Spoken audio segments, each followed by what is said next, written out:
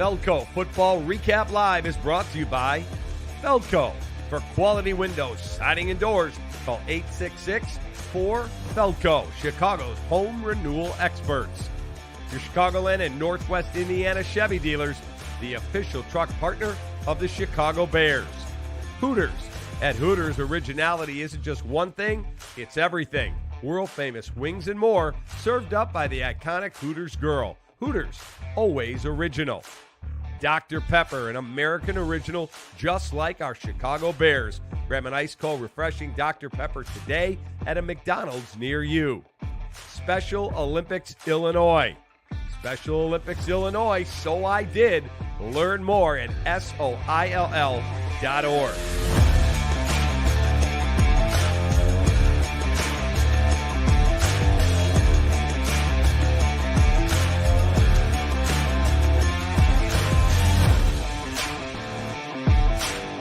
Take that. Hey, welcome into another edition of Feldco Football Recap Live with the great Olin Kreutz, the great Tom Waddle.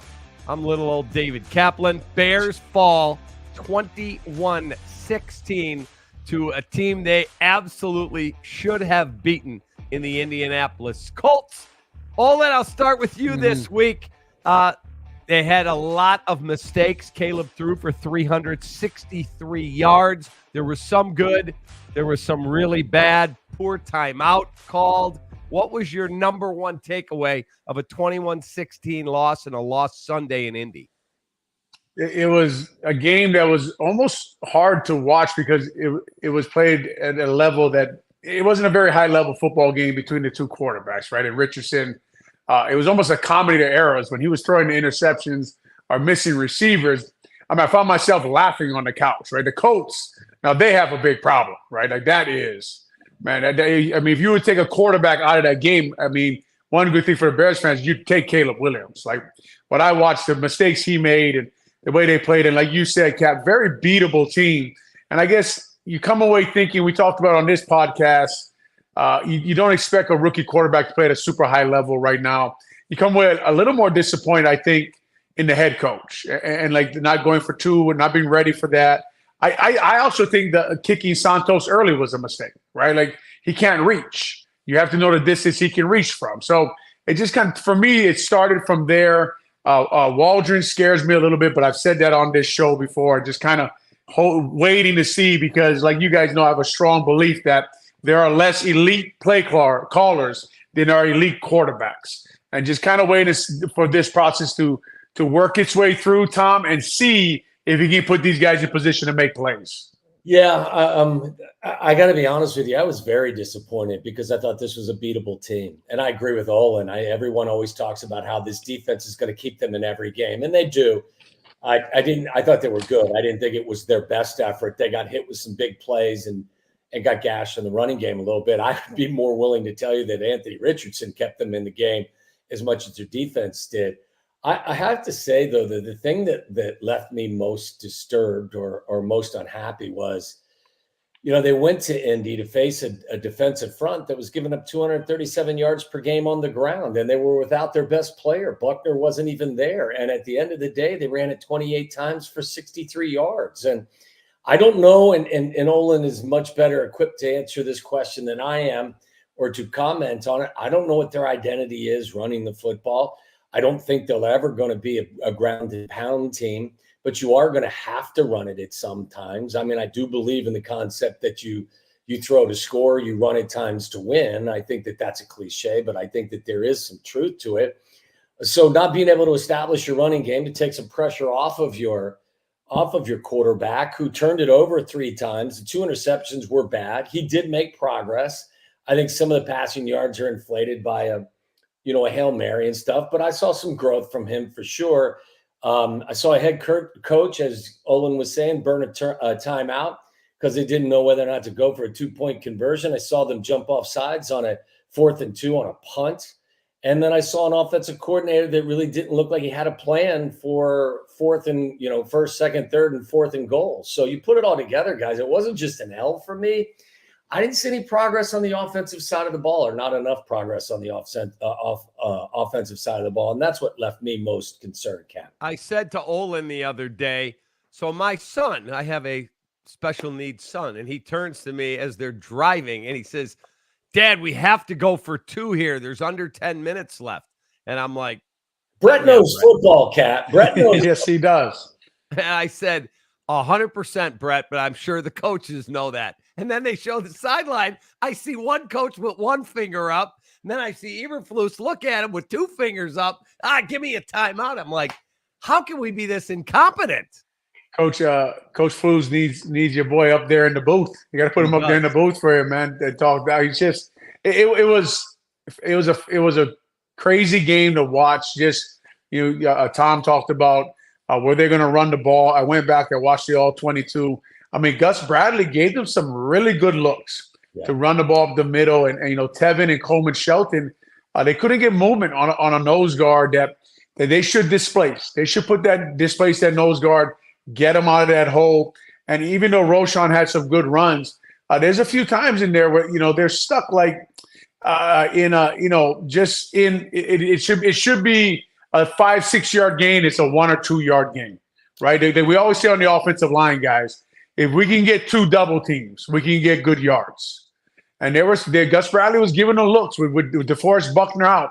He was playing his zone defense, and they were running what they call a dual play, where it's a gap play. And you get 2 double teams on the 2 inside guys.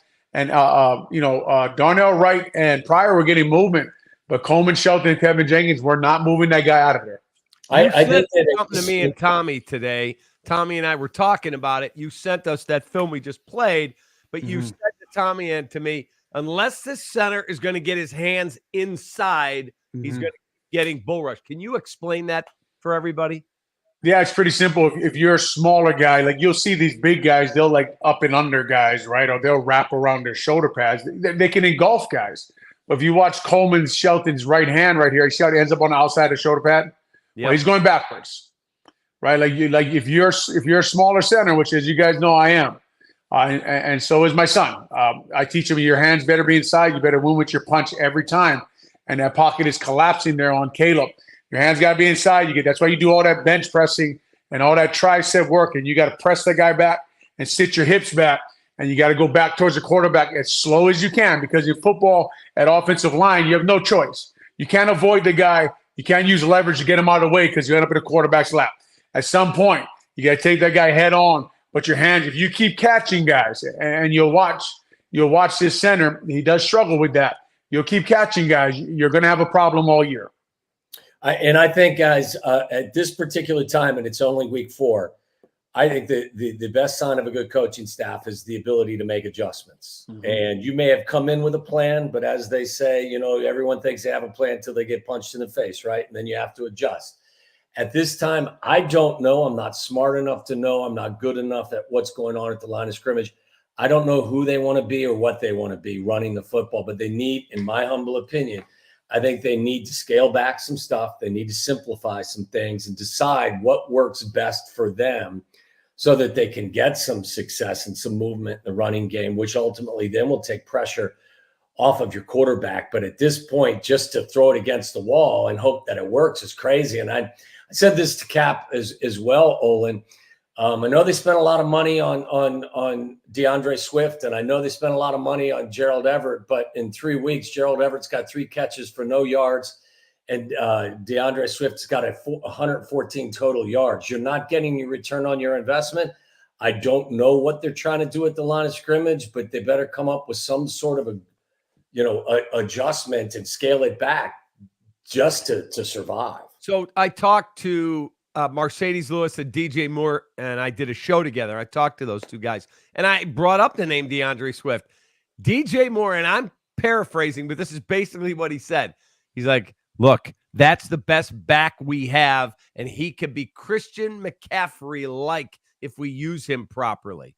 He loves him. He said, I'm telling you, that guy can get the job done. We just have to, he believes, got to get Kari Blasted game back in there. And he said, we got to go double tight ends and we got to run the ball down people's throats. And then you're going to be able to see what he does. I agree with that. But Olin, you tell me, do you think he's got as much wiggle and elusiveness watching him on film that maybe Khalil Herbert has, or that Roschon Johnson? Look, I'm not trying to, talk him down. I'm just telling you, when you watch what you see, right?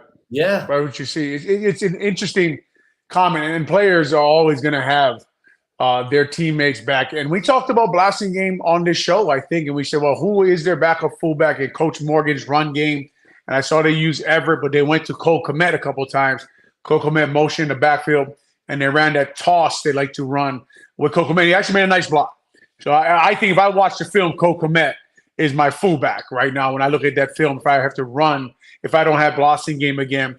As far as the running back goes, Roschon Johnson's had the most success as I watch it. I wonder sometimes why a running back's not playing, right? Is it special teams?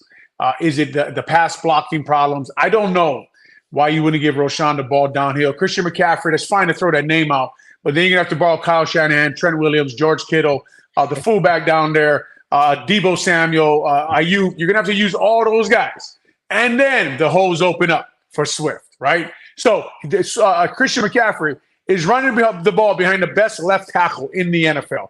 Where would you rank George Kittle? I don't know. Someone better cover him. If Deebo Samuel's on the other side, look, the Bears, that's what I'm talking about when they lost Keenan Allen. They lost a little bit. Like whenever you lose a weapon, and I'll tell you guys through this, whenever you lose a weapon, you lose a little bit of your run game because that's one less guy who has to watch the pass. That's one less guy they have to double team, right? So the box is a little more crowded than the Chicago Bears offensive line is used to or that Shane Waldron thought it would be. And as Tom pointed out, you better adjust. I don't know what the adjustment is going to be. Double tight end, run the ball, but then you lose your guys on the field. But if you can make them go man, we see what DJ Moore does on our side. And here comes a Dunze a little bit. So Swift, like Tom's saying, hasn't really impressed me much. Looks more like a scat back when he runs the ball to me. But we shall see. My question to you both is I also watched the All-22, and it's 4th and inside of a yard at the 5-yard line. They bring in Roschon Johnson, slam it in there, bam, first down, Chicago Bears at the Colts 4.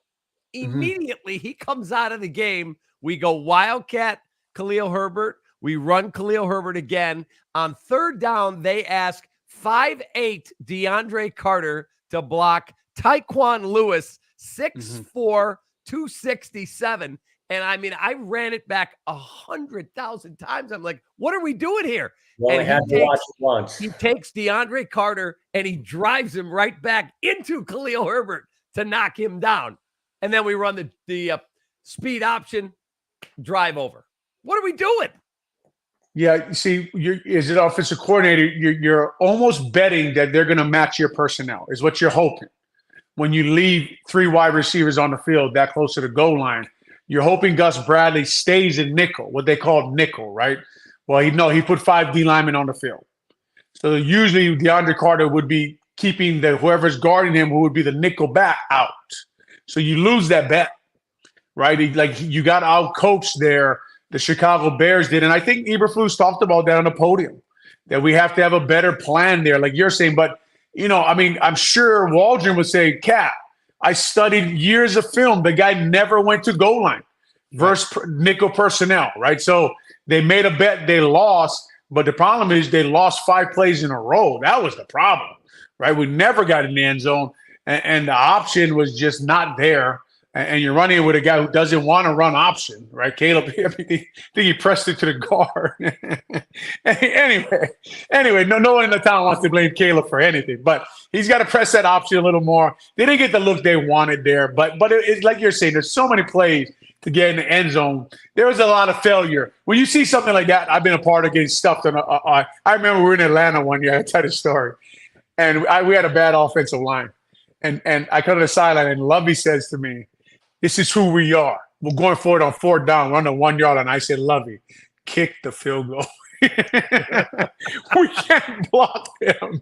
And he was so mad at me. He was like, you get out there. We're going to run this up. We got stuffed, man. I mean, I think Greg Olsen missed a linebacker or something. Something happened on the play.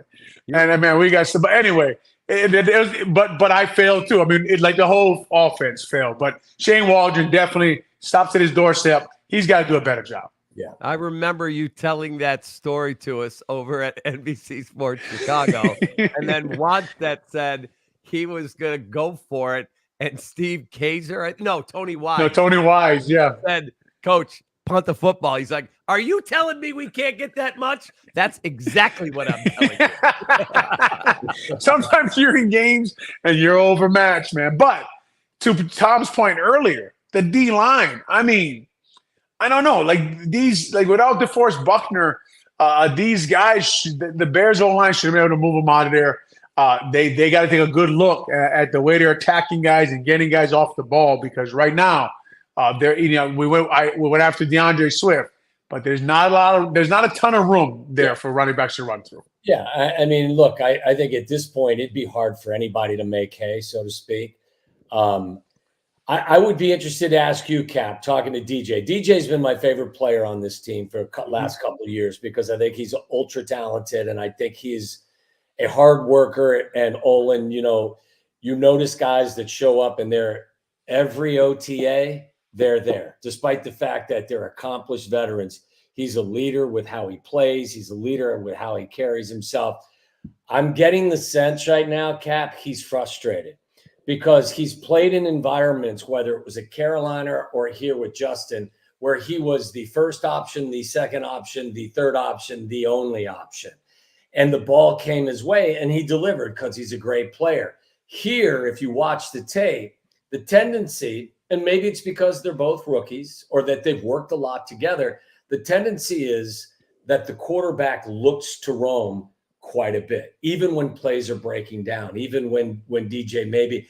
And I just get the sense, and I'm not looking to be overly critical, that he's getting very frustrated because he's in a different environment than he's used to. So in talking with him, and by the way, that interview, the Big Dog Show with Mercedes Lewis and DJ Moore, drops tomorrow morning on the channel. He said he's not frustrated with his role. He's not frustrated with Caleb. He thinks Caleb's going to be a special player in the league. He said, I've been in this league 7 years. I've not played in one playoff game. And he said, I'm not going to be like that dude. I'm not playing 19 years in the NFL. I'm not going to be around here. I want to get to the playoffs, and I want to get to the playoffs now because we have enough talent to do that. So I think that was more his source of frustration. I will say this as well. I think you got to get him more involved the same way I would try to see if you could adjust your running game. I think you need to get him more involved than just bubble screens and, just like flat routes. DJ's a fantastic downfield receiver. And at this particular time, the only way they're really getting him the ball is in the short game and getting in his hands and letting him go. I need to see them throw some bang eights with him, skinny posts. I need to see some dig routes. I need to see them do a lot of that stuff. From my halfway intelligence, perspective on what's going on there, it feels like they've put Rome in the spot that does all that stuff instead of DJ. And I would just hope that it would mirror when you go side to side, that you're not just finding DJ running clearing nines, that you're going to find him do some of that stuff, deep crossers and things. He's just too damn talented to only be throwing bubble screens to him. All right, our special teams play of the week brought to you by Special Olympics Illinois. And voices tell us you can't or you won't. We simply say, I did. Learn more at SOILL.org. It's the missed field goal that Olin referenced to us earlier. 56 yards from Cairo Santos, and he came up about that far short. He did make a 54-yarder later that looked like it would have been good from 56. But, OG, you would not have attempted that kick, correct? Well, he was short, so maybe maybe he made one from that distance at pregame, and if he did, then it's not a bad decision. But it just seemed like, the one you're talking about, Cap. I'm glad you think it had 3 more yards on it because I didn't when I watched it. But I would have to rewatch it. But he was short on that 56, and I just think that is they go out at pregame obviously, and they thought that the head special teams coach and Coach Eberflus thought he could make it from there. When he came up short, I was thinking, man, why do you go for it there? Why take a punter in the 4th round if you're going to kick those deep ones? Right? Down them inside the 1. Right? Down inside the 1. I'd use another O-lineman in the 4th round. I could use another one, just in case everybody's wondering. Could use one in the 1st round. I could use those in the 4th round, in case anybody wants anything. But everybody wants to scream like Cap. They want to do sweaters, right? This late in the year. But who is the guy yelling for Roma Dunze and a punter? The guy wearing the sweater. You know what I mean? I said address your O-line. Just take the L, Cap. Take the L. Just take the L. Just take the L. Just take Cap, did you say address or were you happy for the punter? I liked the punter. I did. I thought the punter was a good player, man. When I saw that pick, I said that's an arrogant pick. And I didn't say it because I think Ryan Poles carries himself in an arrogant way. I said it in the context of that's a general manager who thinks his team is so complete that he can use a fourth-round pick on a punter. And thinks he doesn't need an O-lineman. Thinks he doesn't need an O-lineman at that spot. Yes. Yeah. And Olin and I had this debate on the phone. Usually, more often than not, he's right. But we had this debate. It wasn't an argument. It was a debate. And I said, I don't think you're re-signing Keenan Allen. He probably plays 13 games at max. You're not going to re-sign him at the number he wants. You'll have DJ. So you got to go get a number one receiver if Rome Odunze or Malik Neighbors are on the board. Olin's point was, you can find me a receiver later. You need to build your offensive line. 7 offensive linemen went after they took Rome Odunze. Well, and not just that. Look, I mean, I understood my whole perspective with regards to taking Rome is you still had assets. You had cap space and you had draft currency and you had full draft currency in 2025. So if you wanted to move back in for a center or an offensive lineman, you were carrying the Carolina Panthers second-round pick. You had all of your picks for 2025. You could have, spent money. You could have done something to address the offensive line, even if, in fact, you were going with Rome Odunze. Look, you spent money on Gerald Everett. You spent money on DeAndre Swift. You spent money in a lot of spots. You didn't spend a lot of money on the offensive line, and you had it. So, I mean, you could have approached it in that fashion. So, I think you could have done both. If in fact you chose to go the route they did, I still think that you could have upgraded the O-line. For sure. It's just we've been saying this for a while now, and watching the team so far, it just emphasizes the point, right? Like the more when we talked about, I remember everyone's reaction when I said they should draft Olu Fashanu from Penn State, who's starting for the Jets right now. So. And everyone said, well, didn't you once work with Braxton Jones? The answer is yes, but you get as much guys in that room as you can, man. You just do. You get as much competition as you can in that room.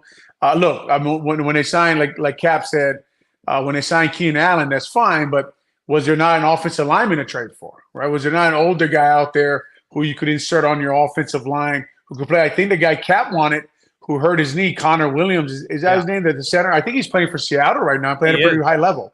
Yeah. So it's just, I don't know if they exhausted all their options. They went the route, like I keep talking about. Everyone keeps asking what the O-line is going to do, and I keep asking what the multipliers are going to do for the O-line. Right? What are the guys you signed and gave all the money to? What are they going to do? Right? When are they going to make a play to give you an extra first down, connect on a pass? I mean, you don't sign all those guys and then scream about blocking blitzes. Yeah. You sign those guys and you beat blitzes. Right? DeAndre Swift's got to make the safety and the cornerback miss and go to the house. If we get you to the safety and I gave you the money, you got to go. Yeah. Right? That's just the NFL. When we would slide and they made me the highest paid center in the league, when we slide left, I had the single block. So the way it went. I was the guy. So I gave help to the tackle. Tackle got their guard. I got to block this guy by myself. That's just the way it goes. Bear Down from H-Town asks you two guys, both Lucas Patrick and Cody Whitehair went to different teams and are looking pretty solid. So his question is it the players or coaching, more specifically, O-line coach Chris Morgan? But again, you can go through the years, right? You can go through the years. I remember telling Harry Heastan one time, they're trying to get you fired with the guys they gave you. Like they're trying to get you fired in this building. They're trying to get you the hell out of Lake. Look, Andrew Brandt, I think he did the contracts up at Green Bay. Yeah. He put something on Twitter the other day, a great comment. He put Malik Willis's numbers for the Packers and for the Titans, and he said organizations matter. That's all he tweeted. Organizations matter, and they do. Yeah, I would say as well, Cap, like, look, with no disrespect meant to Lucas Patrick, I think everyone saw his Pro Football Focus grade from week 2, and it was like a 97, and thought all of a sudden that Lucas became an all-pro. Lucas's grade this week was below 60. So, like, you just can't ride that roller coaster and make definitive decisions based on a week-to-week situation. So I'm just your humble narrator. I just read the question. No, I know. I would say you're the narrator. I would take the humble part out. Maybe. Hey, here's Caleb Williams numbers. We call it Caleb Williams winging it. Brought to you by our friends at Hooters, where originality isn't just one thing, it's everything. World famous wings and more served up by the iconic Hooters girl. Hooters, always original. Caleb, 33 of 52, 363, 2 touchdowns, 2 interceptions, sacked 4 times. So they dropped him back 56 times, T. Waddle. 56 times. In the post game, when they asked him 52 passes, Caleb, he's like, I did. I threw 52 passes. He couldn't believe it. I have 2 thoughts. The first thought is that I thought the balance in the first half was better than that. I think I sent you that text. Yep. They tried to run the ball. When they got the ball back with 51 seconds at the end of the first half in a 2-minute situation. And at that point, they had 15 runs and 21 passes. Now, that's about as balanced as you're going to get from Shane Waldron. If you look at his his resume, he's a throw first guy. He's a runs, maybe if you feel like it type of guy. 15 runs, 21 passes, and then you went on to throw it 7 straight times because you were in 2 minutes. So I think the run-pass ratio got out of whack a little bit because of that situation. I think Olin referenced this, and then in the second half, you got into a kind of a trail position as well. So your throwing numbers escalated. At the end of the day, they ran it 28 times. I think they tried to run it, despite the fact that I don't think that's what they are and what their identity is, for good or for bad. And they only ran it for 63 yards. At some point, you start saying to yourself, if you're them and you're prone to throwing it, why am I running it? I got a better chance to actually throw it. But to Olin's point earlier, I really like this quarterback. I think he's ultra talented. But we have to be honest here. Those 2 interceptions can't happen. They're rookie mistakes. I get it. He'll grow from them. But I'm not going to, there are a lot of people trying to explain them away or make excuses for them. The first interception, you watch it. I sent you the tape, I think, Cap. There's 3 guys open. There's 3 guys open. The guy in the flat's open. Throw it. If you're going to DeAndre Swift, wide open. Throw it. Throw it and let him get the first down on the run. If you're not going to throw it to him, look to the other side where you had DJ Moore open on a 12-yard in, and you had a back leaking out from the other side and he decided that he was going to hold, and then he walked into the interception. So, look, does it mean that I'm down on Caleb? No, but I'm not going to ignore the mistakes that a young quarterback makes. And then the second interception, people are trying to explain it away because, well, he threw it in the body of Rome. He threw it in between 2 defenders when the flat route's open. Just take the layup. Let's not jump to conclusions that the kid is ruined. Let's not jump to conclusions. But let's also be willing to point out that he's making some rookie mistakes. Thought he was much better in the second half, but in the first half, those 2 interceptions are rookie mistakes. And at the end of the day, when we get to the second half of the season, they can't happen. He does a lot of work at the line of scrimmage. Yes. He really does. I'm impressed by some of his checks. He points out the mic. He gets guys moving in the right direction. He makes rookie mistakes. He forces balls to Rome Odunze, like Tom mentioned most times. He still makes throws. He converts some third downs with some throws that I have not seen around here in a long time. Yes. He fits in his spots. He's on time. He sits in the pocket a little too long right now, but I think that'll speed up for him. As far as the run game goes, I think he's checking the passes too. So I wonder how many runs were actually called, and he would check to that quick out on the sideline when they were backed off, when the receiver was backed off. I mean, the cornerback was backed off one of the receivers, and a lot of those are RPOs. You're talk about the 4th and 1 to DJ Moore. He flipped it out. That's a run call, right? But if Jalen Jones is going to give him DJ Moore 15 yards, I'm going to flip it out there. So, you take 10 to 12 of those, knock those off. And like Tom said, in the first half, they're probably 50-50, right? And then it gets skewed again at the end when you're trying to tie the game up. But he is, when you watch him, I keep saying this, you see why he went number 1 in the draft. Yeah. Like you see it, right? It's like you can see his arm talent. You can see him throw the ball. And then when you watch him, you say to yourself, gosh, that's his third start.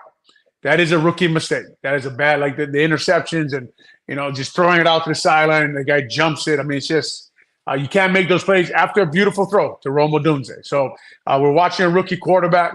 Obviously, you see the guy, what he does in Washington, and people want more. They want more. But right now, and the Rams are the worst defense in the league. So who knows? This may be the week. All right, we got to take a quick timeout. We'll come back. More to do on Feldco Football Recap Live with Olin Kreutz and Tom Waddle. We'll be right back. Hey, Dad, we're running low. We'll be all right. What is going on here? Insulation? I'm chilly.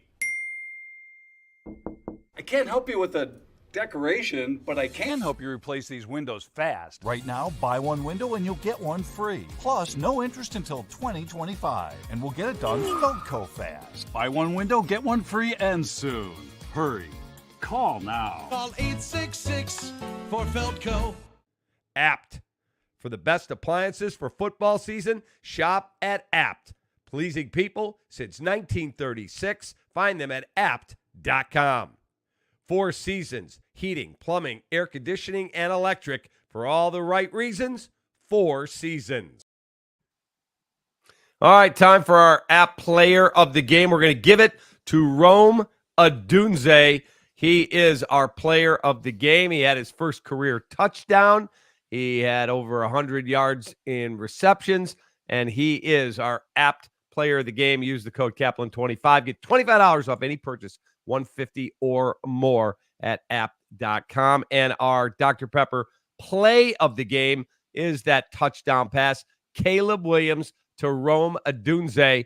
And Caleb's letting Rome keep the football because Rome said, you're going to have a lot more of these than I'm going to.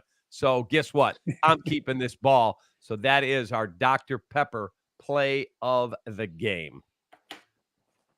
All right, let's welcome back our guys, Tom Waddle and Olin Kreutz. In terms of the defense, that the way they've been playing, I think it was Tommy, maybe it was Olin, but I think it was Tommy who said they were good, but they weren't as good as they had been. What did you guys think of the entire defense's body of work Sunday against the Colts? Look, I think they play well enough to keep you in that game for sure. But I made the comment as well. I think Anthony Richardson kept them in the game with his play also. I can't be overly critical, but there were some. I'll give you a couple of examples. 3rd and long. I love Jalen Johnson. I think he's a top 5 corner in the league. You can't let anyone get behind you on 3rd and long. That's just that's a cardinal sin. I'm sorry, but that interception Richardson threw, what was he doing? In the end zone, yes, after that long pass. And the one that Byard could have picked off as well. The first drive of the game, he had Alex Pierce in a deep in route, on 10 yards behind the stick. It's wide ass open. He sailed it into the stands. And he's a tough kid. You can tell. He likes contact, man. He's tough. But I don't know, man. At the first play of the game, I think they ran like a run pass option. He holds the ball so all the linemen are downfield. It's just details are just not there. I will say, Tom. No, it's all good. I would just say, look, I've seen them play better, but now I'm splitting hairs because you hold a team to 21 points. You're giving your team a chance to win. I did think that there were moments where I thought, and Olin, you again speak to this better than I watched the Colts offense and had offensive line envy is what I had because I saw them get their initial blocks, get to the second level, clear things. They're on the running play that Jonathan Taylor had. DeMarcus Walker is 11 yards down the field, still being pushed down the field. That offensive line can move some people. I just didn't think it was as dominant a defensive performance as we've seen in the past. But Jesus, these guys can't shut everyone out. So I thought it was good enough. Yeah, I think the Colts are close to elite in the middle of their offensive line, right? And they're close to elite at running back. You're talking about they kind of took over the game. they gave the Colts that chance where you're wondering if the Bears defense could just totally dominate. Well, when you have Quentin Nelson, Ryan Kelly, and Will Fries and Jonathan Taylor, they could change the game, and they were. They were moving guys off the ball. I talked a lot. I've been watching this Billings and Quentin Nelson matchup. It's been fun to watch, right? I mean, these two guys went at it. Go ahead, Cap. The Billings got screwed, Olin. That was an interception because if you go back, the whistle comes after the ball's out. Yes. I mean, I couldn't believe they called that for pride. I'm like, blow the whistle then, if you call it that way. But, the Jonathan Taylor run, Kyler Gordon's coming on a blitz off the slot. The Colts offensive line either sees it or they plan just to do that. And they call it some people call it fuzz. It's a full zone, or some people call it Zorro. It just means everyone's just going to zone and take whoever's in their zone. And they do it, and they pick it up, and it's beautiful, man. That's the chorus line I think we were talking about the other day about how offensive lines are better together, and they're playing together. Brady Smith's a good player. They just do. They got a lot of assets in their offensive line. I think when Q came out, everybody argued, is a guard worth a top 10 pick? I think he's proven that a guard like him is worth a top 10 pick. So that's where the defense, obviously everybody was shocked when Jalen got beat deep, right? We just don't see that much. And you're just like, oh man. I thought immediately, I was like, come on, Tyreek, and it wasn't, right? Immediately you just don't see it a lot. So that can't happen. There was busting coverages here and there, but eventually their run game just kind of took over a little bit there and wore that interior defense out, which will happen because the offense doesn't stay on the field enough when you're facing a good offensive line, which you have to worry about in conference with the Lions. Yeah. Who would you start, Tommy, on the offensive line? And then I want to hear Olin's thoughts. If you were putting the offensive line together, what would you do? I'm throwing darts because I was a wide receiver, but I wouldn't go back to Nate Davis. I just wouldn't. There have been enough opportunities. There were some moments I saw with Matt Pryor where he was wandering around out there, but he's a big man. I'd give him a chance. I don't think you have a ton of options at this particular time, but for me, the Nate Davis experience would be over. Olin? It's hard because I know exactly what Tom's talking about, right? And I know, like, culture matters, right? Like what you're telling your players and guys playing at a certain level of intensity and guys showing up every day. That stuff really does matter, as crazy as cliche as it sounds. It really does matter in the NFL building, and it matters even more in an offensive line room. It really does. When the standard gets set and you leave it there, that's the standard that has to be matched. So I know what it means, just that the Bears don't – that's why we talk about putting assets in a room. It's just that Nate Davis really, when he is playing, is that much better than the other guys that they would put in for him. And their center is really struggling, right? So I don't know – I don't know what the line would look like. We talked about on this show, I think, they're on plan B already because I think Bates is supposed to be their starting center, right? And then I think he's on IR. So it's like, well, how much talent do you have left to pick and choose from? I would look at other people's practice squads, right, to see if there's starters out there who I can bring in and assign to my active roster and have compete for a job if it keeps going in this direction. But of course, as you guys know, I'd put Tevin by Darnell Wright, and then I don't know. I guess I don't have any other center but Shelton, so I'd leave him there for now. And then the left guard position would have to probably be Pryor or Murray. But I just don't know enough about these guys on film to know who I'd put in there. I was just going to ask you, Olin, remember, build your own line. If it was up to you, would you move Tevin back to right guard? Mm-hmm. Yeah. Yes, I really would. I really think that was a mistake. And I've said it for years when they moved him in the first place. And if you're going to go to Pryor, why not move him? Yeah. Right. If you're going to go to Pryor, why not move him back to right guard and put Pryor at left guard next to Braxton Jones and see what that gives you there. See if you can get outside of your line. Like you talked about earlier, they don't have an identity. Yeah. You have an immediate identity now, right? You have an immediate identity. You have your two nastiest players on the offensive line playing next to each other. I have a question for Olin as well, because we get this all the time on the radio. And I have a feeling as to how to answer the question, but you're more equipped to answer it. To people who say this was the second best rushing attack in the National Football League last year, and there are a lot of the similar pieces that are on that line now that were there. And I know that Justin added 15 yards per game on the ground with his running, but Khalil Herbert averaged 5 yards per carry and Roschon averaged 4.5 yards per carry. To the people who ask, Olin, why are some of the same guys that are on this offensive line this year, why is the output less impressive this year than last year? Yeah, it's a great question. And when you turn on the film, they're just not playing as well, right? And we talked about this in the offseason. They just assume that guys would come back their second year and be better football players. Like, no one is ever the same ball player, and a lot of these guys are not playing at the same. I think Kevin, we saw him miss practice last week. I think that injury is bugging him. I think it's taking some of his strength away. Usually he's very aggressive.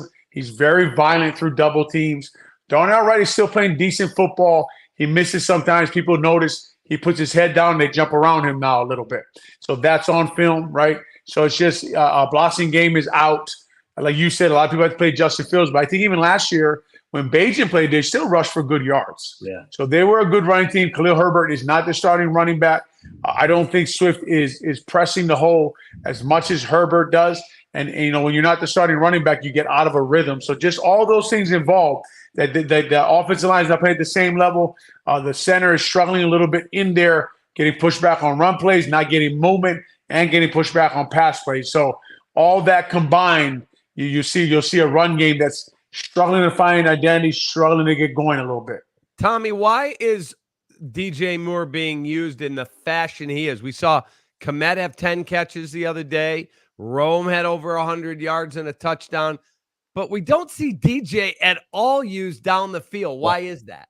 It's a great question, Cap. It's the reason I brought it up. And I think when they do get him the ball, you're getting flash screens and bubble screens and quick outs. And I think basically the offense is set up in a manner in which they're throwing it to Rome, where Rome is playing. DJ's basically playing the X receiver, which is on the line of scrimmage.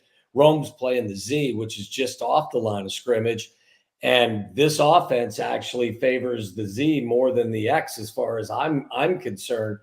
I would work more at trying to get – I think they did a better job, especially in the second half, work in the middle of the field. I think it's something that you're really – I think offensive coordinators are apprehensive to allow a young quarterback to work the middle of the field because obviously it's more congested. But I think that this kid is smart enough and far enough along that you could trust him to work the middle of the field. And I think DJ's really good there. Like, I don't see enough deep crossers. They ran I thought two of their best pass plays in the first half, max protect. They were two-man routes. I think at one point, one of the backs leaked out, but they were both catches by Rome. Deep route down left sideline, beautiful throw, beautiful catch, deep crosser. Both of those plays were max protect. And they're both designed, from what I'm looking at, to go to Rome. So I just think for whatever reason, there's a concentration on the position that Rome's playing versus the position that DJ's playing. And I think that there's a rookie connection there that is leaving DJ out at times, but I would definitely get him more involved. I love him on slant routes. I love him on deep in routes. I love him on crossing routes. So funny too, like this offense, I don't know exactly what it is, but it is a variation of what the Rams run. Go back and look.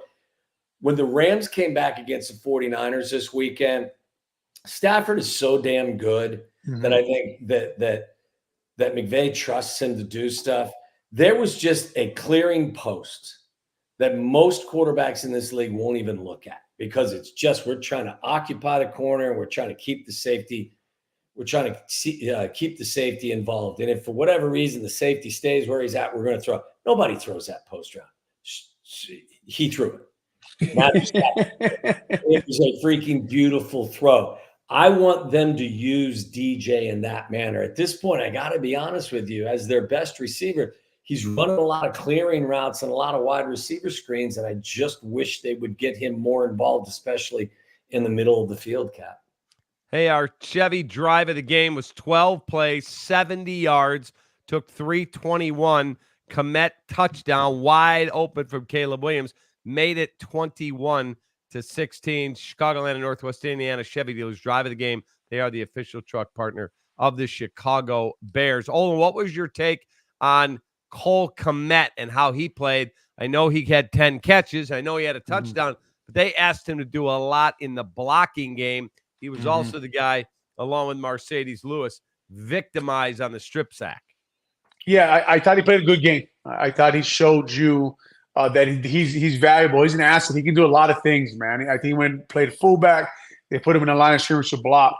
One thing about really watching this Bears run game, I always find it interesting when people build a skill team and then scream for a power running game. Like the power running game, man. Like you have to have when we were a power running team around here, which is most of the time. Our tight ends, fullback, and wide receivers, they all blocked. And they were those kind of dudes, man. We had big, bad tight ends. We had John Gilmore. We had Desmond Clark. We had Moose Muhammad. Moose Muhammad must have been an offensive lineman when he came here. He was just a big, strong man. They were all in, right? We had a fullbacks. Now they want to take this team and put Gerald Everett on, in a fullback position. I don't think he likes to do it. But one guy who is doing that is Cole Kmet. Cole Kmet does bad under this block. Now, he did miss his block on that play where they had the fumble that ended the game. He's got inside help from Mercedes Lewis. We call it a power step with your foot. It's like a 1-2. He took one too many, right? We always say on the offensive line, never get beat away from your help, ever. Get beat towards your help. He should, if he got beat on that play, he should have got beat inside. He didn't have to come that far inside. You guys saw Mercedes Lewis. He took his left shoulder and took it back, letting Cole know, I got this gap for you. Don't worry about it. Cole took 2 or 3 more steps inside or 1 extra step inside and should have. And Latu showed you why he was drafted the first defensive player of the draft. He bent the corner and caused the fumble. So just like when you watch this Bears offense, we talk about them learning each other. Tom can talk about this too. The little details are missing. I know that sounds like a cliche, but they're just a little off in a lot of these areas where if they just would have done this, score, right? I see a lot of people saying, man, Darnell Wright whiffed on the goal line. Let me tell you something about that play. When you are playing offensive line, on the goal line, you are coming off the rock. And if that guy jumps around you, the running back needs to run through his ass for the touchdown. Yeah. Here's the deal. The guard and the center have a double team on the nose guard. They got to get him the hell out of there. So the Pryor and Shelton are stuck in the middle, and the linebacker's there too, and him and the guy who jumped around Darnell Wright made the play. Right? It's understanding actually what's going on in the field. It's understanding. Turn the film on. I'm telling Darnell Wright, his own line coach, you come off the ball like that again. If that guy jumps around you, we need to put that in the end zone. A jump around D tackle on the goal line, he got yelled at in meeting, guys. I promise you. His coach told him, your ass better not jump out of your gap and around people. You're not J.J. Watt, right? J.J. Watt can do it. That guy's not J.J. Watt. They're, like to Olin's point, they're this close on a lot of shit. They really are, man. Yeah. They can make big plays, Tom. It's there. Yeah, man. I don't know if they'll ever, sand down this year. Yeah. Get there. But they're this close on a lot of plays. And the big mistakes that they're making are so correctable. I pointed out the first interception that Caleb throws. That should be a 3rd down conversion in the red zone. But he just those are correctable situations, but they are so very close on a lot of things. I don't know that they're going to get a whole lot better at the point of attack on some of these run issues, but there are other things out there that they're really close to. Yeah, and Cap, just to Tom's point, I think we talked about this already, but I've watched a ton of Bears film, as you know, through my analyst work. And there's been years where you come on here and you say, they should do this, that, and you leave and you say that. You walk out your door and say they got no chance. They got nobody on their field who can make a play. We talked about DeAndre Swift. He's not doing great things right now. But sometimes when he gets his ball in his hands, man, he gets moving. Rome Odunze. Tom talked about DJ Moore. We talked about Cole Kmet. Keenan Allen comes back. You turn this film on and you say, man, like Tom is saying, if they go to why not put DJ in motion? Put him at the Z, put him in the slot, use him a little differently, put Rome Odunze out, put Tyler Scott. And then sometimes Caleb makes throws like they were in coverage when he hit Rome Odunze. They had the perfect defense call. Rome just ran by him and Caleb dropped him in the bucket. Yeah. You don't see that in Chicago a lot. So there are things on the film, and you don't want to go too far because the offense has been terrible. But when you really watch the film, you're like, they have weapons out here. If they'll just get the details down and do a little better and not call option on 4th and 1. All right. Time for our look ahead. This is the L.A. Rams coming to town. They're 1-2, but they feel good because they're 1 They came back and beat a good San Francisco 49ers team. So no Puka Nacua, no Cooper Kupp. They've Nice got job with that name. reinforcements already on the offensive line. They had to bring in off the street, but they got that dude right there in Matthew Stafford. So what do you guys think of this matchup in Chicago? It's going to be interesting, right? Because you look at the last team they played, and this team's, you say the same thing, right? Their run defense is, I think, worse than the NFL. I mean, they're terrible. They've lost so many starters on offside, but they plan to play with this interior of their offensive line. They lost everybody but Dotson. They lost a tackle. And then, like we talked about, it's so hard to make a team go 0-3 because they're fighting for their lives, man. That's what happened with the Colts last week. And the Rams find a way. When you watch that game, you don't even know how they found a way to win, right? Sean McVay. And I remember I went to University of Washington my first month there. I got in trouble in a frat called Theta Chi. I turned on Sean McVay's look at his coaching staff. He's got a frat house in his coaching staff in the Rams building, and they're winning games, Cap. It's crazy. The man can coach football. Yeah. He's got like 25-year-olds running defensive line. Guy look, he knows nothing about football. They all got gel in their hair. I don't even know what they're doing. They probably have glow sticks in the middle of the Rams building, and they win football games. It's so crazy to me. But Stafford, McVay, they're always a challenge, man. The offense at home finally again. We talked about that noise and silent count and details and communication at home, a little easier. The Rams D-line is nothing really scares you much there. They have another guy from Theta Chi, 33-year-old guy coaching defense there. I don't know what they're doing there, but they find ways to win games. It's crazy to watch, man. It is. They're exceptionally well coached. They're undermanned right now, but their quarterback can make every throw on the planet and can do stuff that a lot of guys can't do. But I'm with Olin. Like last week, I was totally in the camp of this is an opportunity for this offense to get right against a lesser opponent defensively. This defense is not a great defense right now. Offensively, they are all banged up. This is a game you have to win. I know it's week 4, but you have to, especially after disappointing yourself in Indy, you got to beat up this Rams team that's coming across country, that's playing at noon. It's 10 o'clock their time. They got nobody healthy. Like, there's no excuse not to get the best of this team. The Theta Chi Rams coming to Chicago. I would hate to be, and they're decimated, right? When you look at their team, I would hate to have a must win against Sean McVay and Stafford, man. Like that is what they're looking at. Well, and at least the offense has to look better against this defense. They have to get something going. I said that last week, Olin. Yeah, I know. Without DeForest Buckner, and I think they're 200+ yards on the ground they're giving up. I got to look at all their stats, but when you guys have time today, please Google the Rams coaching staff and just flip through it. You're gonna blow your mind. I'm going to. Go back in time and look at the old Washington Redskins. Oh yeah. With Shanahan there and McVay there, and I believe LaFleur was there too. Yeah. All right, give me your Olin. Before Tommy and I make our picks, give me your 2 keys to a victory. Well, they got to run the ball on the worst run defense in the league. I know we said that last week, but they got it, right. They got to run the ball on them, and then you can't give up. We watched. You can't give up the big plays to Stafford, right? You cannot. Not with his receivers out, as Tom talked about. I worry about that a little bit after I saw the coverages last week. Cap, you got to take care of the football as well. They lost the turnover battle last week against a team, and their quarterback's giving away the football like Christmas presents. So, you cannot lose the turnover battle. But I think this is a game they should win. And more importantly, I think it's a game where they have the opportunity to improve on offense. And I said this last week to you guys. This offense needs some confirmation that they're okay. They're teetering right now. And we said they're close. They're very close. But they're teetering with regard to their confidence. Everyone in that offensive meeting room needs a little confirmation, and hopefully that will come against the decimated Rams defense. So, I think this is like a 24-17 win for the Bears at home. Yeah, it's actually my top play on the board this weekend in the NFL. I do think the Bears will cover the 2.5-point spread and win their second football game.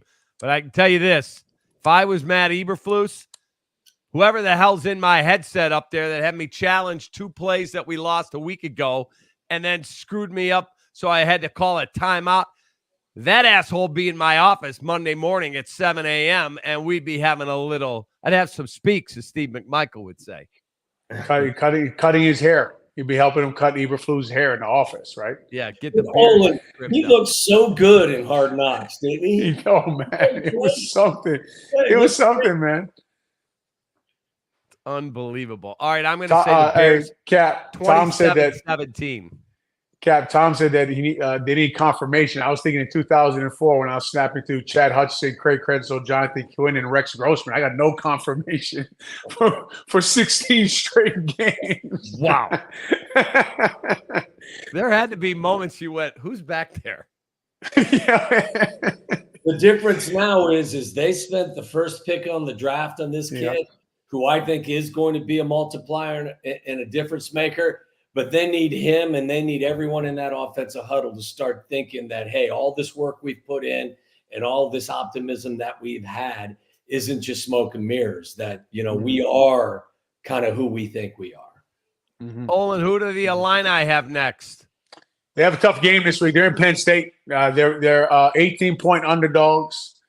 So they're going to go out there and they're going to find out, they beat Nebraska in Nebraska. You guys saw that, obviously. But they're going to go out there and they're going to find out what kind of team they are. They're excited. I think Penn State's got a whiteout down there, and they're the NBC game at 6:30 on Saturday. So kind of game that's what you wait for. That's why you lift all those weights. That's why you do all that practicing so you can play a game like that. Yeah, when you walk in undefeated, ranked, you feel good. I mean, you're right. All those hours pouring over the weights and the studies and the this and the that, because the game matters.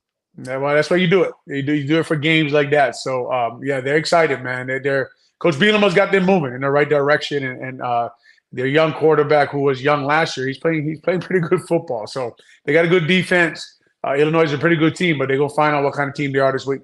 By the way, Tommy, Illinois undefeated against the spread, 3-0. I was going to say, I think you need to get Coach Bielema in your workout class, get him going. Just saying. Some guys, people always tell me, man, you lost weight. So I said, when you're in shape, when you find a guy in shape, you find a guy with a lot of free time, and I have a lot of free time. So my mornings usually all wrapped around working out. Love it, absolutely love it. Gentlemen, that is a wrap for another edition. Always a lot of fun. Feldco Football Recap Live. Don't forget, we've got 5 remote shows this year at Hooters locations around the Chicago area. So it will be a lot of fun. And I think I'm coming out Friday night to see Olin coach the offensive line with his Carmel Corsairs. So nice. Looking forward to it. Who do you know at the game, Cap? You. Come on the field. I need help. That's what I did. I came for the playoffs last year, and I just stood by the OG and watched him call the plays. Yeah, super cool. Hey, man, you guys have a great night. Love doing this with you.